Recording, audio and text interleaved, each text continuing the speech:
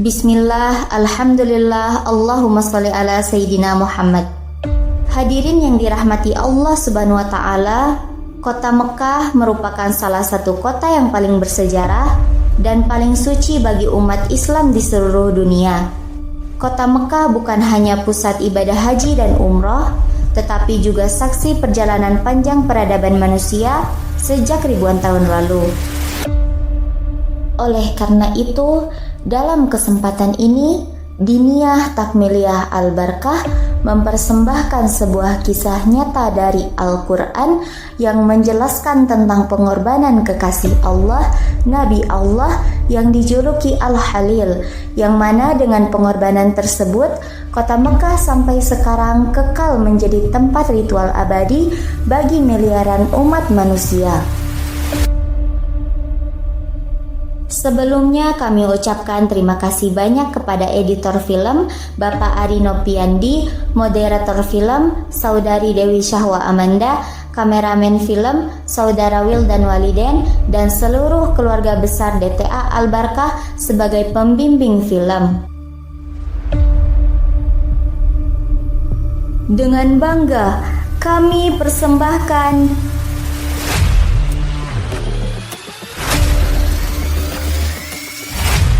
kisah Nabi Ibrahim. فلما بلغ معه السعي قال يا بني إني أرى في المنام أني أذبحك فانظر ماذا ترى قال يا أبت افعل ما تؤمر ستجدني إن شاء الله من الصابرين.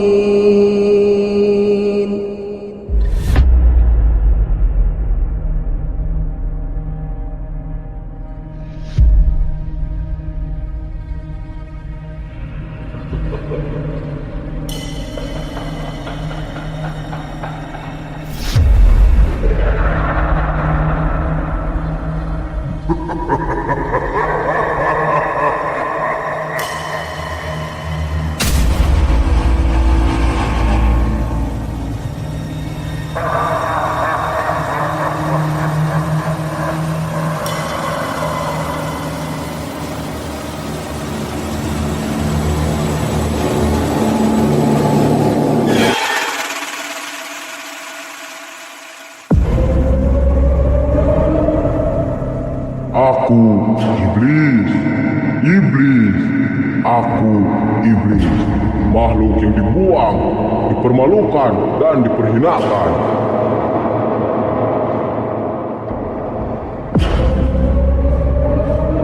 Aku dibuang dari tahta langit dan sekitarnya dan dilemparkan ke dasar bumi.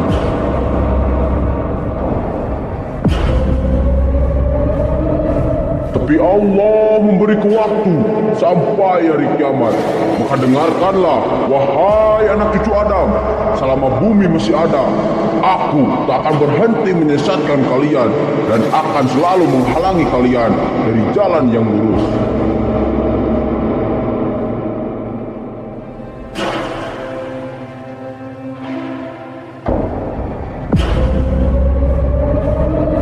Di negeri ini, aku akan rusak iman kalian dan akan kuarahkan keyakinannya hanya kepada Namrud dan Halam.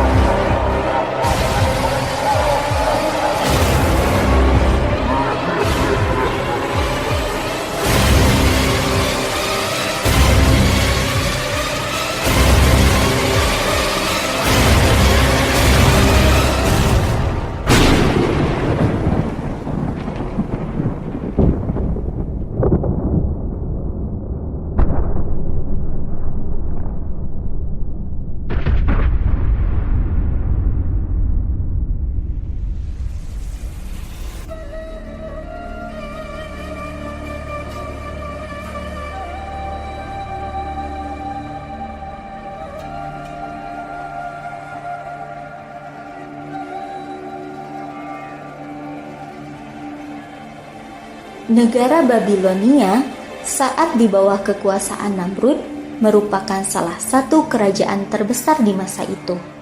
Selain menaati aturan Namrud, dia juga dianggap sebagai Tuhan dari semua Tuhan.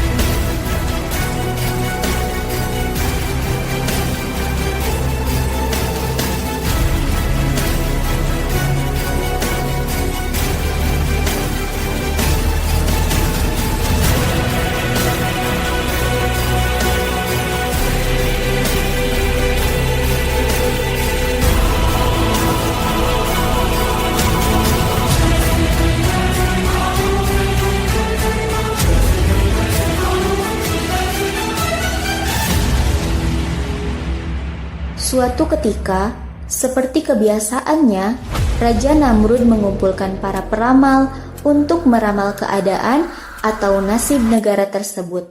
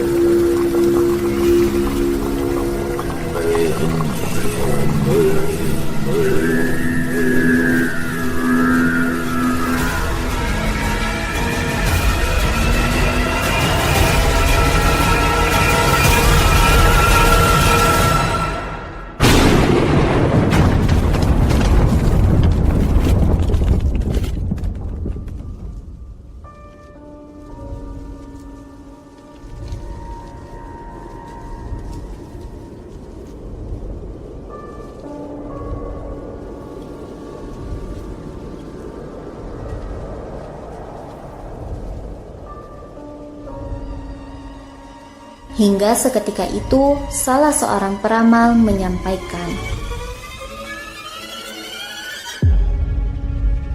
"Yang mulia, sebagaimana yang kami lihat dari posisi bintang-bintang di negeri ini, tahun ini akan lahir seorang bayi yang akan mengajak rakyatnya kepada agama baru, yang akan meruntuhkan kerajaanmu. Berhati-hatilah, wahai yang mulia." Apa? Apa yang kalian bicarakan? Apa kalian tidak sadar dengan apa yang kalian katakan? Aku adalah Tuhan di Babylon. Akulah Raja Namrud. Akulah Tuhan segala yang ada di atas dan di bumi ini. Aku yang memberi hidup dan mati bagi kalian. Apa yang dikatakannya benar, wahai yang mulia. Sebaiknya yang mulia segera mengambil tindakan. Baiklah, aku percaya. Mulai saat ini, bunuh semua bayi laki-laki di negeri ini, tanpa terkecuali.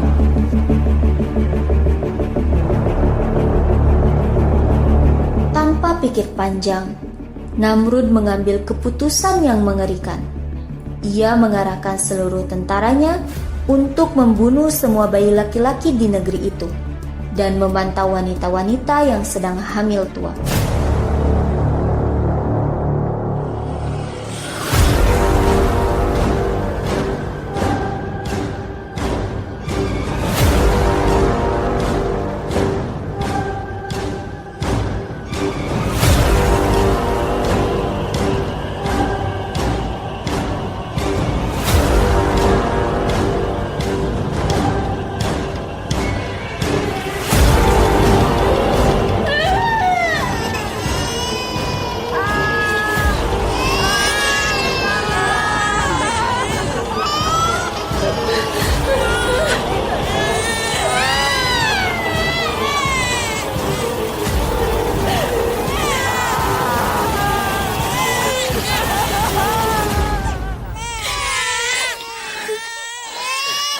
Paduka, ini ada beberapa wanita yang baru melahirkan anak laki-laki. Bunuh dia! Bunuh dia!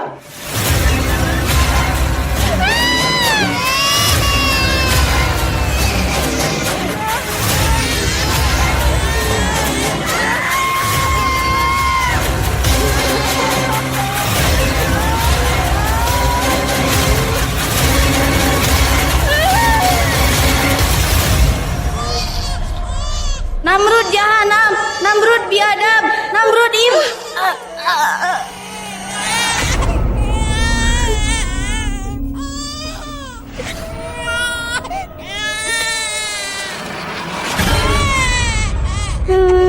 Jangan Paduka, kumohon jangan bunuh anak kami.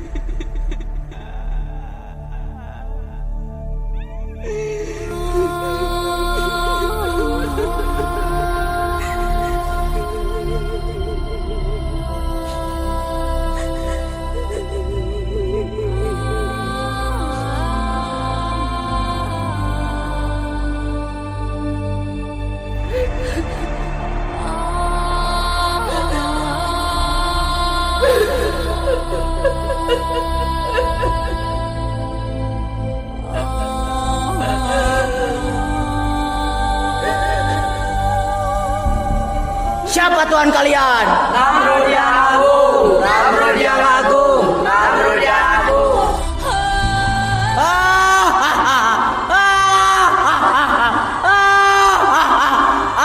Aku adalah Tuhan.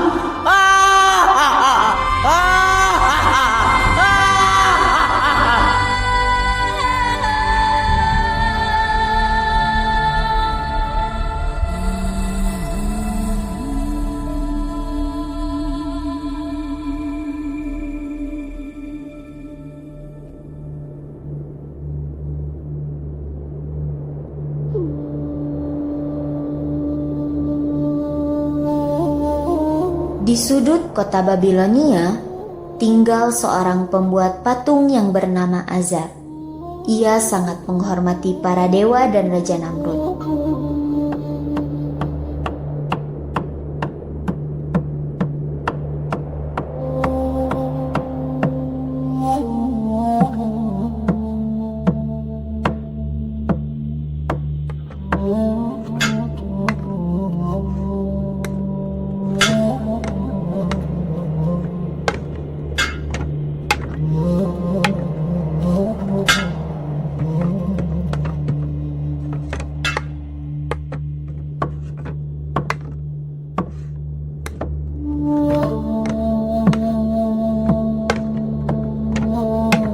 Akan tetapi, perintah Raja Namrud membuatnya sangat terpukul karena istrinya sedang hamil.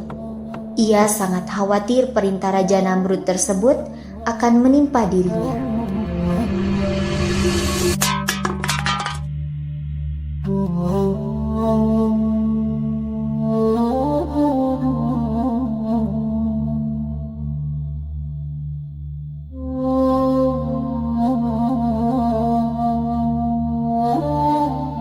Wahai istriku, aku takut kekejaman Namrud akan menimpa kita. Jadi segera persiapkanlah dirimu. Aku akan membawamu keluar dari Babylon. Di sana ada sebuah gua di dekat desa Ur. Kau harus tinggal di sana sampai bayi kita lahir dan perintah kejam itu dicabut. Terserah engkau ajar, bagaimana baiknya saja.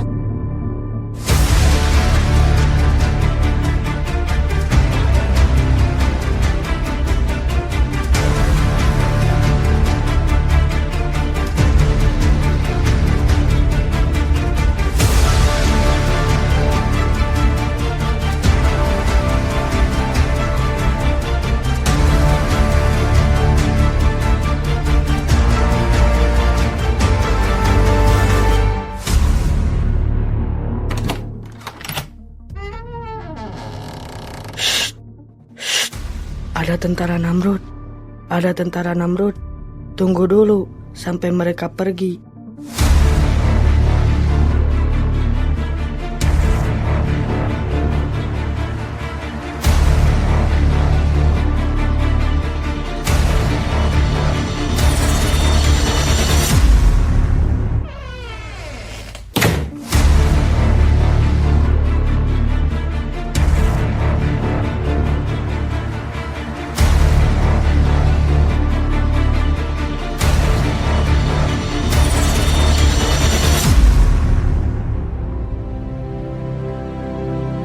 Bayi mulia yang dijuluki Allah Al-Khalil membuka matanya di dunia yang pertama kali, dalam sebuah gua yang gelap gulita dan dingin.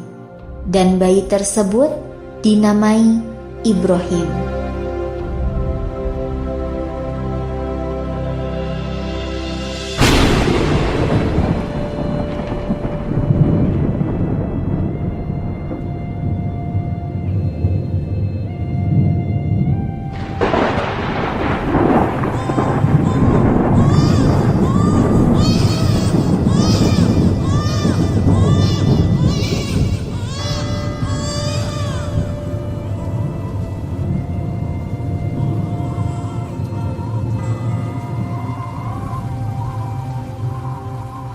Tahun demi tahun berlalu dengan cepat, sehingga 30 tahun kemudian, Ibrahim menjadi sesosok lelaki yang cerdas dan pintar. Ia tumbuh besar dengan cepat.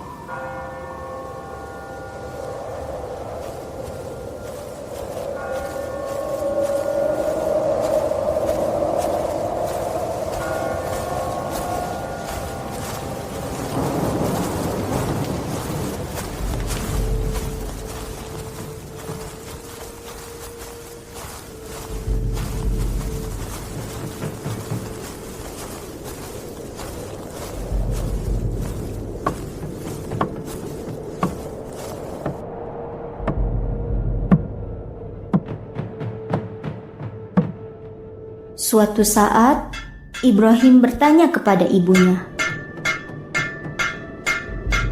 Umi, tolong ceritakan siapakah Tuhanku? Sang ibu kaget dengan pertanyaan itu dan tidak tahu bagaimana harus menjawabnya. Akulah Tuhanmu, nak. Lalu Tuhannya Umi siapa? Tuhanku sudah pasti ayahmu. Kalau ayahku Tuhannya Umi, lalu siapakah Tuhan ayahku? Pertanyaan apakah ini? Pertanyaan apakah ini? Anakku, tentu saja Namrudlah Tuhan ayahmu. Lalu siapakah Tuhannya Raja Namrud? Apa-apaan kau Ibrahim? Janganlah sembarang bicara. Ini adalah agama kita, agama nenek moyang kita. Umi, Abi, aku gelisah dengan semua keyakinan ini.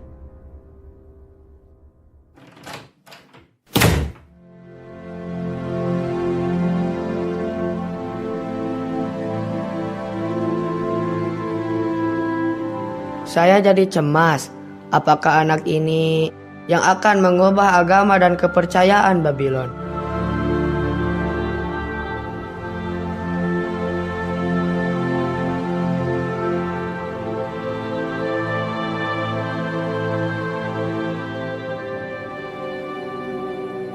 genap 40 tahun. Ibrahim diutus sebagai nabi dan rasul. Dia mempunyai 2 istri, yaitu Siti Sarah dan Siti Hajar.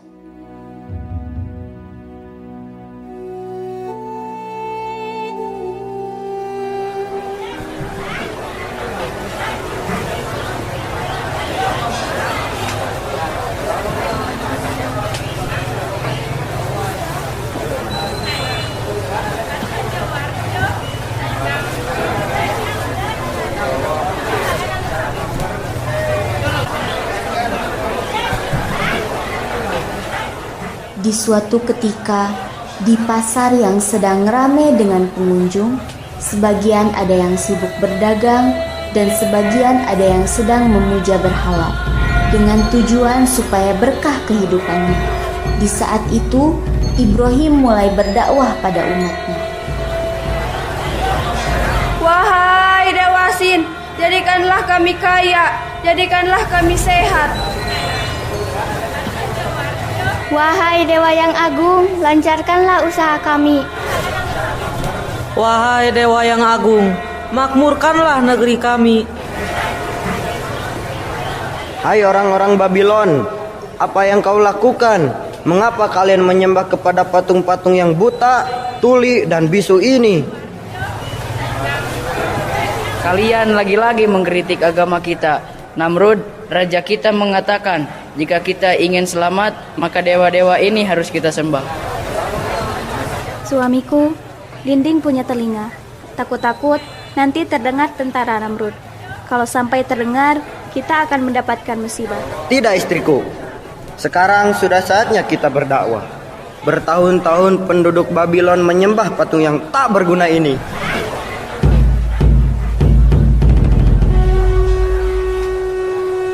Minggir, minggir, semuanya sujud, minggir. Sampaikan hormat kalian kepada raja kita Namrud.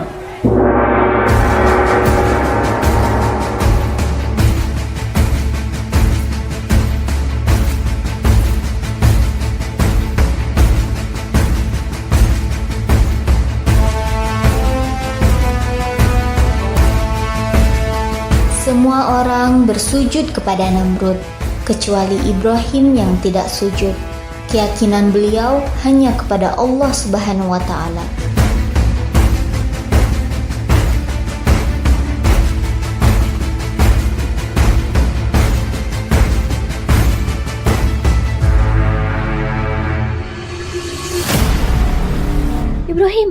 Ibrahim suamiku, bersujudlah supaya kita aman dari bahayanya Namrud.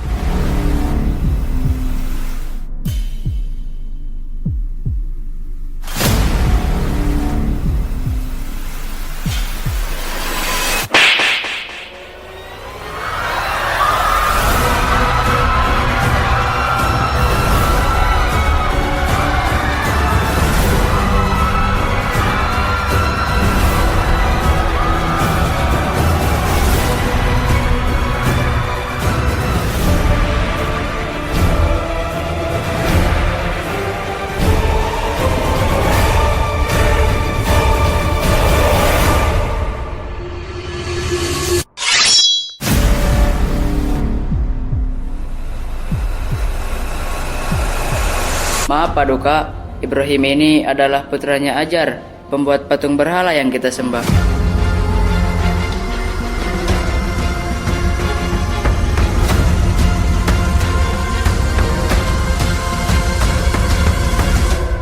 Seandainya kau bukan anak Ajar, pasti kau sudah mati saat ini juga.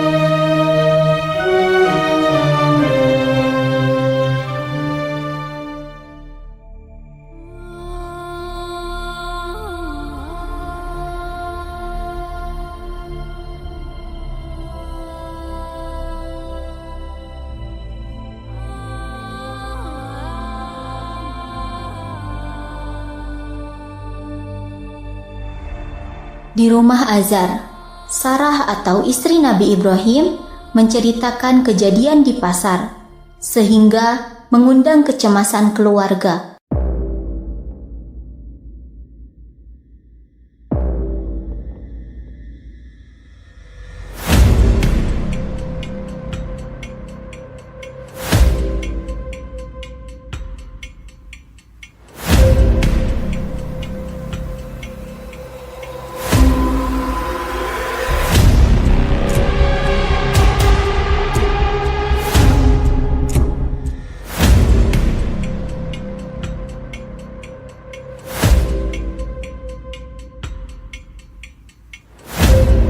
Tak lama kemudian, Ibrahim pun datang.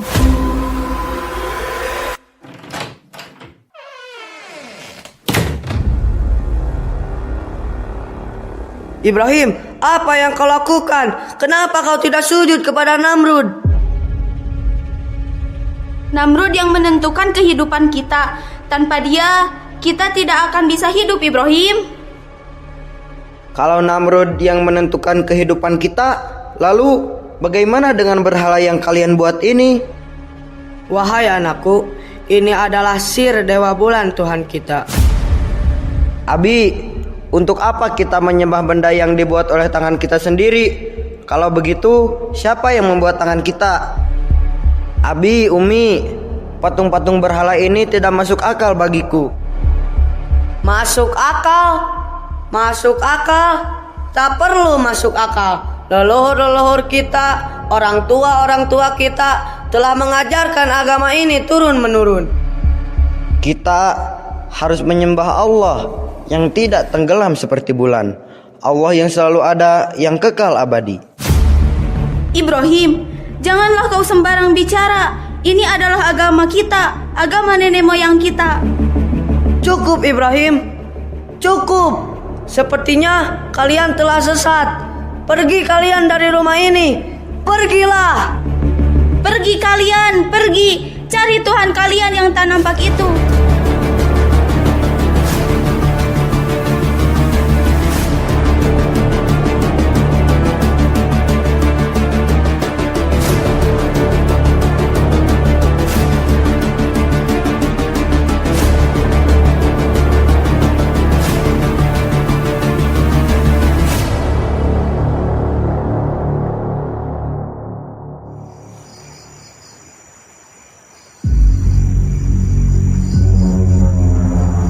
Pada suatu malam yang sepi, saat para penduduk sedang istirahat dan tidak ada satu orang pun di kuil, Nabi Ibrahim masuk dan menghancurkan seluruh berhala, kecuali berhala Marduk, yaitu berhala yang terbesar.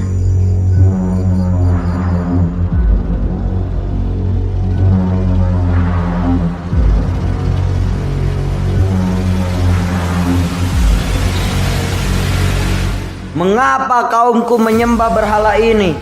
Mengapa mereka tidak menyembah Allah, Tuhan yang menciptakan mereka?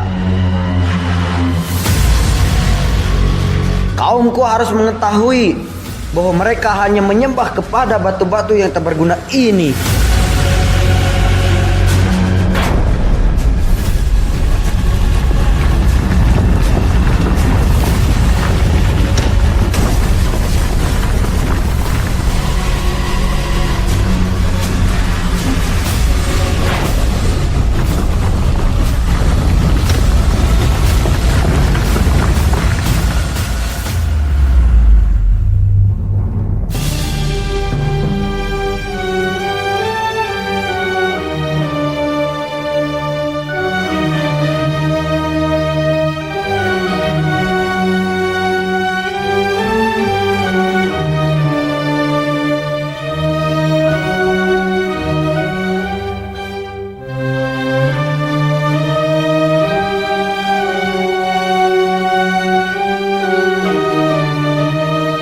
Harinya penduduk ribut, sehingga kabar kehancuran berhala terdengar oleh Namrud dan mengundang amarah Namrud.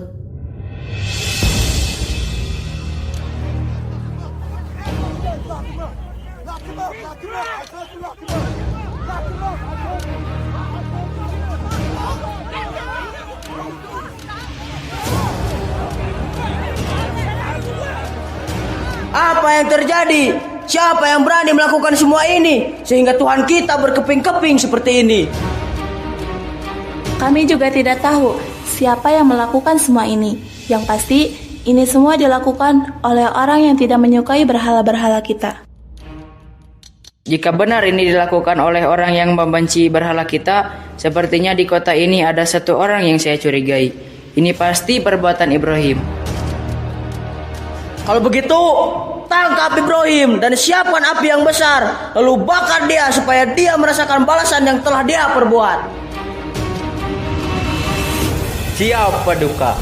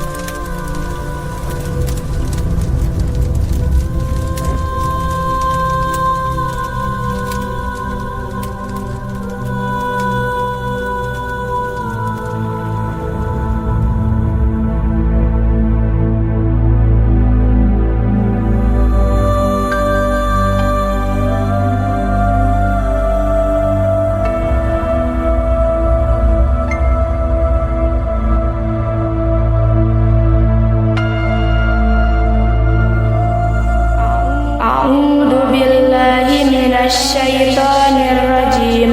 Qulna ya naru kuni bardaw wa salaman ala Ibrahim. Wahai api, jadilah engkau sejuk serta selamat sejahtera bagi Ibrahim.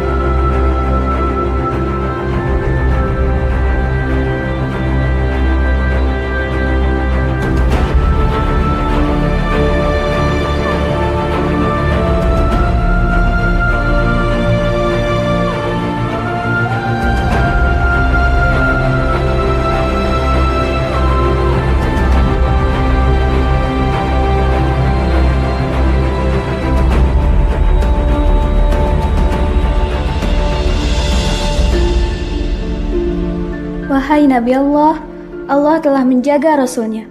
Sungguh ini suatu mukjizat. Keajaiban ini merupakan suatu kejadian yang belum pernah dilihat maupun didengar.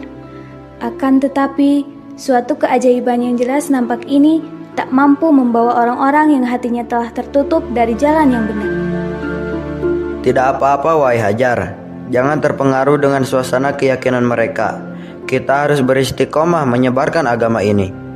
Akan tetapi Allah Subhanahu wa Ta'ala telah memerintahkan agar kau bersama anak kita tinggal untuk beberapa waktu di suatu tempat, dan aku akan pergi untuk berdakwah.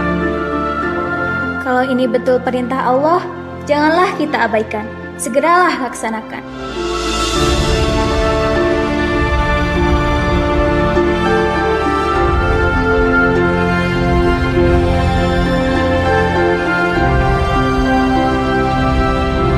Kemudian Ibrahim membawa istrinya yaitu Hajar dan Ismail kecil ke sebuah lembah yang tandus, yang kelak akan dikenali sebagai Makkah.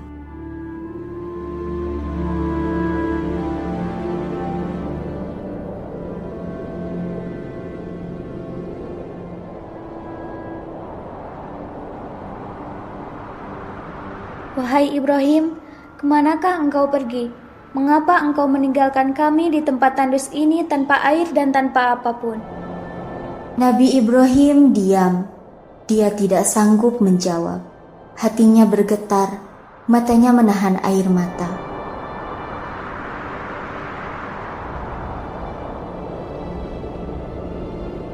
Wahai Nabi Allah, kemanakah engkau pergi? Mengapa engkau meninggalkan kami di tempat yang tandus ini tanpa air dan tanpa apapun? Apakah benar ini perintah Allah? Iya, benar. Ini adalah perintah Allah. Kalau begitu, Allah tidak akan menelantarkan kami. Pergilah wahai Nabi Allah.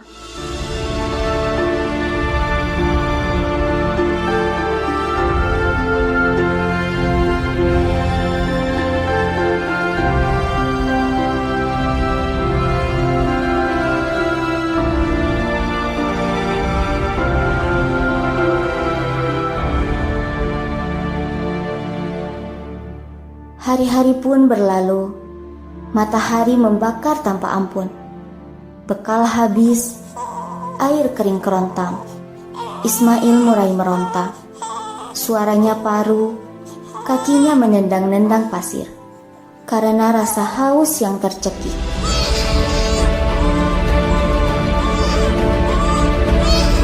Siti Hajar bangkit. Ia berlari ke Bukit Safa dan Marwah mencari setitik kehidupan, namun tak ada apa-apa. Disinilah sebuah perjuangan yang kelak akan menjadi ritual abadi bagi para miliaran umat manusia.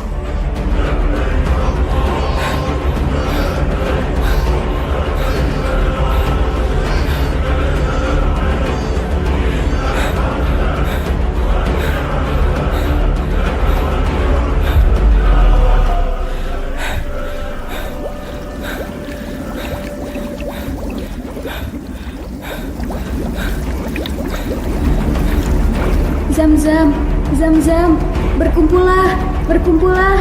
Bersyukur kepadamu ya Allah, Kau telah menolong kami dari cobaan ini.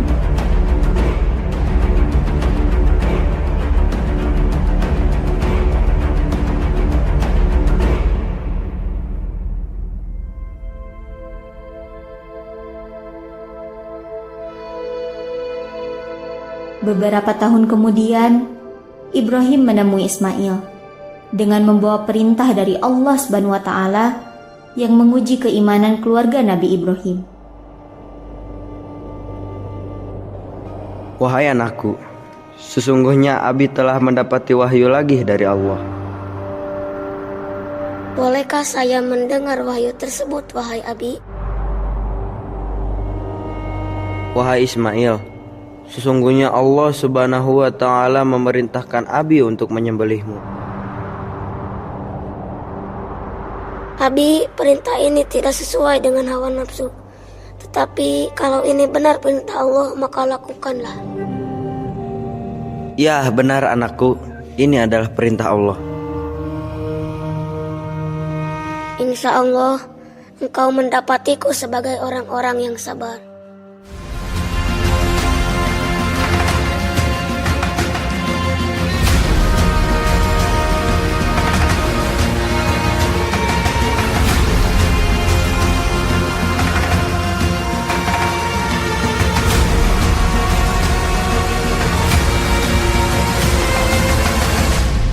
Abi, aku mempunyai suatu permintaan. Tolong lepaskan bajuku supaya darah tidak mengotori baju. Aku khawatir ibu melihat darah di bajuku.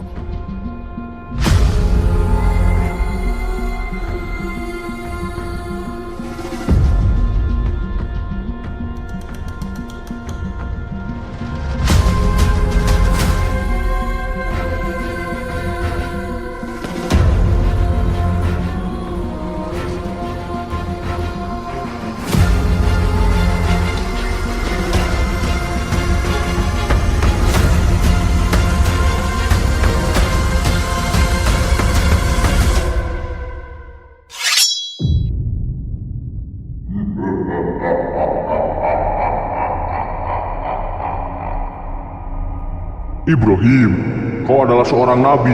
Kenapa kau mau membunuh darahmu sendiri? Apa tanggapan umatmu kalau mereka mengetahui perbuatanmu ini?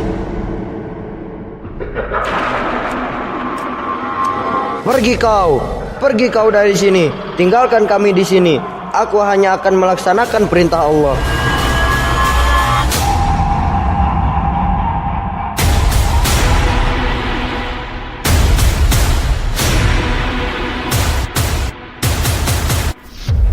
Ya Allah, ini Ismail anakku, kupasrahkan sepenuh hati padamu. Allahumma taqabbal minna hadal kurban. Allahu Akbar, Allahu Akbar. Bismillah wa bisabilillah. Allahu Akbar.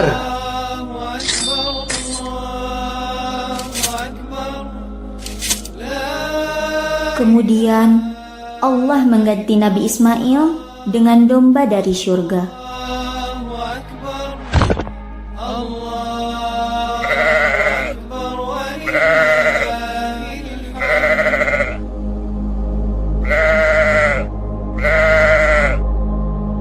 Ibrahim, perintah Allah telah datang.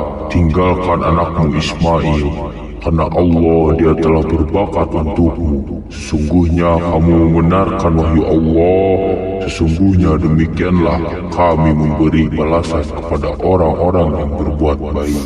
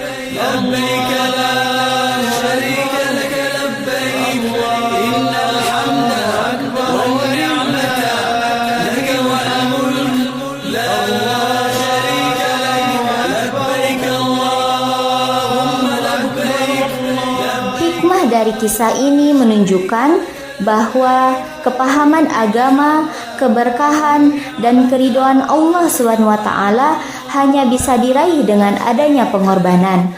Sekian dan terima kasih. Wassalamualaikum warahmatullahi wabarakatuh.